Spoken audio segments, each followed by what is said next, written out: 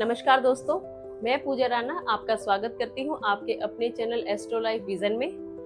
जैसा कि आप सभी जानते हैं कि अभी नवरात्रि चल रहे हैं, तो आज हम बात करेंगे नवरात्रों में। इस बार सुनने को आया है कि कुछ राशियों पर माता रानी की विशेष कृपा है, तो वही राशियों के बारे में आज हम जानेंगे अंजू जी से और पूछेंगे। और आज अंजू जी हमें कुछ रेमेडीज भी दे रही हैं, तो इसलिए ध्यान से सुनिएगा। नमस्कार अंजू जी। नमस्कार पूजा जी।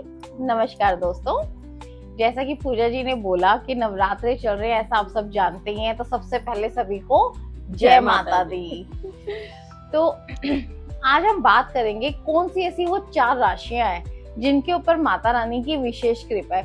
ठीक है, सबसे पहले तो मैं आपको बताऊं कि सभी के ऊपर माता रानी की विशेष कृपा है ही है, क्योंकि देखिए नवरात्रे चल रहे हैं तो माता रानी हम सबकी माँ आई है धरती पे, है ना। तो वो हम सभी को ब्लेस करके ही जाएंगी बिल्कुल। लेकिन कौन वो लोग हैं जो उनकी विशेष कृपा को पा सकते हैं। देखिए, अगर हम कोई भी उनकी पूजा आराधना करेंगे तो ऐसा नहीं कि सिर्फ 4 ही राशियां, वो तो हम सभी को ब्लेस करने आई हैं। लेकिन चलिए, फिर भी ऐसी 4 राशियां जो शायद बहुत लकी हैं कि उनके ऊपर माता रानी की इस बार थोड़ी असीम कृपा है, विशेष कृपा है।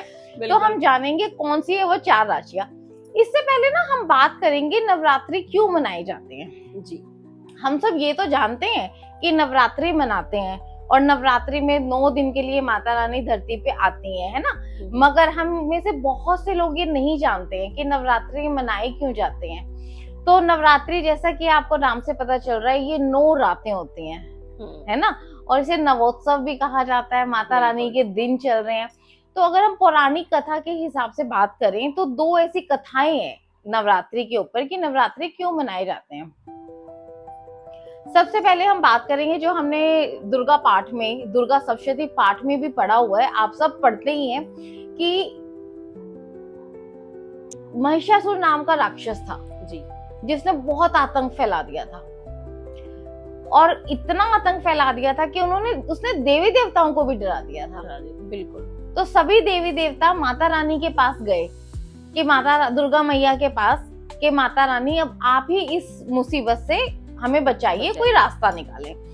तब माता रानी ने काली का रूप लिया था, क्योंकि देखो दुर्गा रूप तो हम सब जानते हैं कितना सौम्य रूप है उनका, बिल्कुल, है ना। उस रूप में तो वो सिर्फ सबको ब्लेसिंग्स ही देती हैं। तो उनका उग्र रूप कौन सा है? काली माता का रूप जी। इतने सौम्य रूप में तो वो ये सब नहीं कर पाएंगी, है ना, राक्षसों का संहार नहीं कर पाएंगी। तो उसके लिए उन्हें उग्र रूप लेने की जरूरत है। इसीलिए कहा जाता है हर औरत के 2 रूप होते हैं, दुर्गा का रूप और माँ काली का रूप, है ना। एक सौम्य रूप और एक उग्र रूप। तो जब देवी देवता सब उनके पास गए तो 9 दिन तक उनका राक्षसों के साथ युद्ध चला था। हमारी अकेली मैया रानी और साथ में राक्षसों की पूरी सेना, ये सब आपने दुर्गा सप्तशती पाठ में पढ़ा है। बिल्कुल बिल्कुल, है ना। तो हमारी अकेली माता रानी, और माता रानी ने उसमें किसका साथ लिया था, आप सब जानते हैं इस बात को? नहीं, हम सब ये तो जानते हैं कि उन्होंने राक्षसों का संहार किया था, उनका रक्त पिया था, है ना। लेकिन हम में से कोई भी ये नहीं जानता कि उसमें उन्होंने किसकी मदद ली थी। ये जो हम कहते हैं 64 योगिनियां, हाँ, वो हम गाते हैं आरती में 64 योगिनियां। तो जब माता ने ये युद्ध किया था, हमारी माता रानी अकेली थी, लेकिन उसमें इन्होंने 64 योगिनियों को अपना भागीदार बनाया कि साथ में चलो युद्ध करेंगे। अपना भागीदार बनाया और उनका माता रानी ने साथ लिया था। इसीलिए कहा जाता है, फिर माता रानी ने युद्ध समाप्त होने पे उन्हें ये आशीर्वाद दिया था कि कलयुग में 64 योगिनियां होंगी। हाँ, इसके बारे में भी हम अलग से एक पूरी वीडियो बनाएंगे जिसमें मैं आपको 64 योगिनियों के बारे में सारा डिटेल में बताऊंगी जी। हाँ, वो एक लंबी वीडियो बनेगी, देखिए, है ना। आज हम नवरात्रि के ऊपर बना रहे हैं, तो इसके बारे में हम बाद में बात करेंगे। एक कथा ये हो गई। और एक, जब राम जी ने रावण का के साथ युद्ध किया था और रावण को पराजित किया था जी, तो तब भी 9 दिन तक उन्होंने दुर्गा माता की ही आराधना की थी। उसके बाद देखिए, हम सब जानते हैं हमारे श्री राम शिव भगवान के कितने बड़े भक्त हैं और वो हमेशा उन्हीं के ध्यान में रहते हैं। हमारे शिव भगवान श्री राम के ध्यान में रहते हैं और हमारे श्री राम शिव भगवान के ध्यान में रहते हैं। जी, जी। तो हम सब जानते हैं कि जब उन्होंने युद्ध किया था तो उन्होंने शिवलिंग बनाया था और उसी की ही आराधना उन्हीं से की थी, उन्हीं की ही भक्ति की थी और फिर रावण से युद्ध किया था। तो इन 2 दिनों में उन्होंने रावण से युद्ध करने के लिए दुर्गा माता से की भक्ति आराधना की थी, फिर उन्होंने रावण का वध किया था। अब इन दोनों ही कथाओं में कॉमन चीज क्या है बताइए पूजा जी? कॉमन चीज की दोनों ने अपने कष्ट में मतलब लगाओ भुलाया उन्हें, देवताओं ने तब भी कष्ट में थे, अभी भी राम जी कष्ट में थे।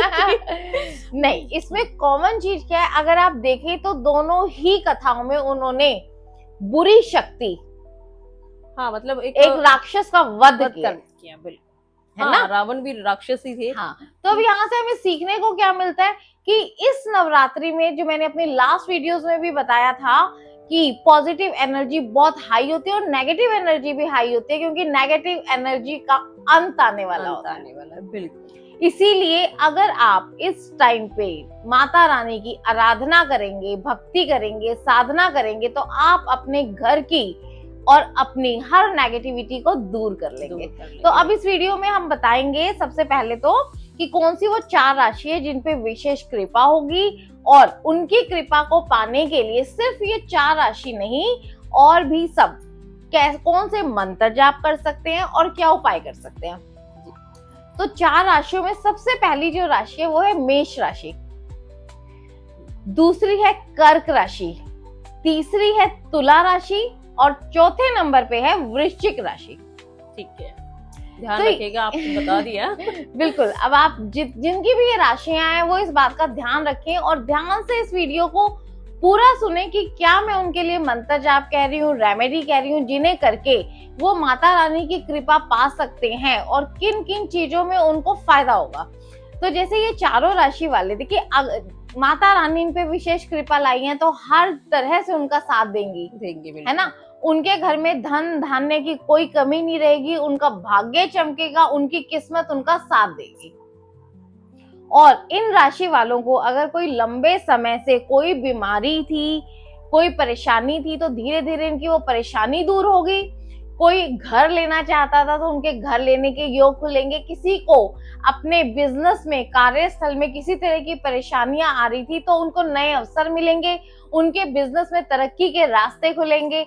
जिन्हें संतान की प्राप्ति चाहिए थी उन्हें संतान मिलेगी, जिनकी शादी नहीं हो पा रही थी उनकी धूमधाम से शादी भी होगी, चाहे वो लड़का है लड़की। जिन्हें नौकरी चाहिए थी, जो अभी अपनी पढ़ाई लिखाई करके आगे अपने सफर पे निकलने वाले हैं, जिन्हें नौकरी चाहिए थी उनकी नौकरी मिलेगी।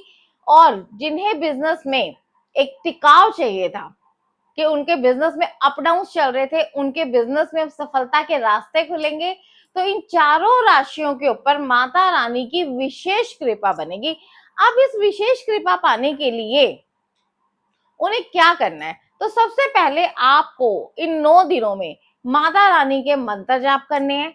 अब मैं आपको वो मंत्र जाप भी बताऊंगी यहाँ पर। इस बात को बहुत ही ध्यान से सुनिएगा आप सब।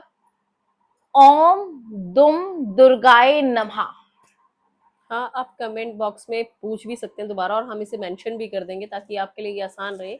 जिसे भी किसी तरह का भी क्वेश्चन हो वो हमें कॉल कर सकता है और हम उनके सारे डाउट्स क्लियर करेंगे। तो यहाँ मैंने आपको वीडियो में बताया, जैसे आपको ओम दुम दुर्गाए नमः का मंत्र जाप करना है और इस 9 दिन में छोटी कन्याओं की सेवा करनी है। जितना हो सके आप छोटी कन्याओं के लिए कुछ कीजिए। जरूरी नहीं है कि हमें अष्टमी या नवमी के दिन पर ही उनकी सेवा करनी है। जहां भी आपको छोटी कन्याएं दिखती हैं तो आप इन्हें कुछ भी दे सकते हैं। उन्हें मीठी टॉफियां बांटे, चॉकलेट्स बांटे, जो भी छोटी बच्चियों को पसंद आने वाली चीजें होती है वो सब आप बांटे। और अष्टमी नवमी के दिन आपको 8 या 9 कन्याओं को जरूर से जरूर, इनफैक्ट ज्यादा से ज्यादा छोटी कन्याओं को खुश करना है। आपने उनके पैर छूने हैं, उनको अपने घर में बुलाना है, या घर पे नहीं बुला सकते तो जहां भी आपको छोटी कन्याएं दिख रही हैं उनको ज्यादा से ज्यादा मीठा बांटे या कुछ ऐसी चीज उन्हें डोनेट करें जिसको देखते उनके चेहरे पे खुशी आ जाए। बिल्कुल बिल्कुल। और लड़कियों को खुश करना मुश्किल नहीं है, छोटी कन्याओं को तो हम बहुत सब चीजें आजकल हैं देने के लिए। बिल्कुल जिसको बिल्कुल, देखकर- बहुत सी चीजें जिसको हैं। देखकर कन्याएं खुश हो जाती हैं। जितना आप छोटी कन्याओं को खुश करेंगे उतने आपके भाग्य में वृद्धि होगी। और आज जो मैंने आपको रेमेडी बताई है, आप सब ये रेमेडी कीजिए और करने के बाद आप खुद असर देखेंगे। मात्र 3 महीने के अंदर आपकी लाइफ में जो चेंजेस आएंगे उन चेंजेस को महसूस कीजिएगा और चेंजेस आने के बाद कॉल करके हमें जरूर बताइएगा, क्योंकि इससे सभी को मोटिवेशन मिलता है। आप हमें बिल्कुल। कमेंट भी कर सकते हैं। और कमेंट में जिन्हें भी माता रानी की कृपा चाहिए तो वो कमेंट में जय माता दी जरूर मेंशन करें। और इसी के साथ अब ज्यादा समय ना लेते हुए आपका, तो प्लीज हमें सब्सक्राइब कीजिए, लाइक कीजिए और हमारी वीडियो को अपने मित्रों, अपने दोस्तों तक शेयर कीजिए। इसी के साथ जय माता की, जय माता दी।